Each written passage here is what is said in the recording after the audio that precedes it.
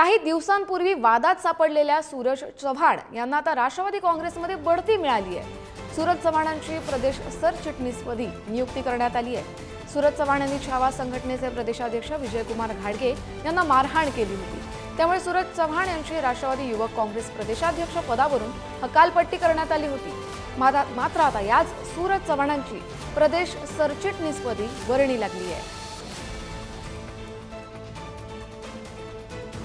संदीप राजगोळकर आपले प्रतिनिधी आपल्यासोबत जोडले गेलेले आहे। संदीप, ही बढती कशाबद्दल दिली आहे? सूरज चव्हाण यांनी ज्यावेळेला छावाचे प्रदेशाध्यक्ष विजयकुमार घाडगे यांना मारहाण केली होती, त्यानंतर त्यांच्यावर गुन्हा देखील दाखल झालेला होता। त्याचबरोबर दुसरीकडे त्यांनी स्वतः सोशल मीडियावरून एक व्हिडिओ जारी करून दिलगिरी देखील व्यक्त केलेली होती की मी एका शेतकऱ्याचा मुलगा आहे आणि शेतकऱ्यांच्या विरोधात वक्तव्य केलं म्हणून आम्ही मारलं नाही, कारण अपप्रचार केला जात होता, अशा पद्धतीचं एक स्पष्टीकरण देत सूरज चव्हाण यांनी त्यावेळेला दिलगिरी व्यक्त केली होती। आणि त्यानंतर आज आपण पाहतो की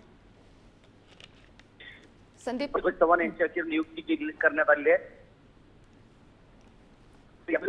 प्रवक्ते म्हणून पक्षाचं काम केलंय। ज्यावेळेला राष्ट्रवादी काँग्रेसमध्ये फूट पडली तेव्हापासून सूरज मुख्यमंत्री अजित पवार यांच्यासोबत आघाडीचा कार्यकर्ता।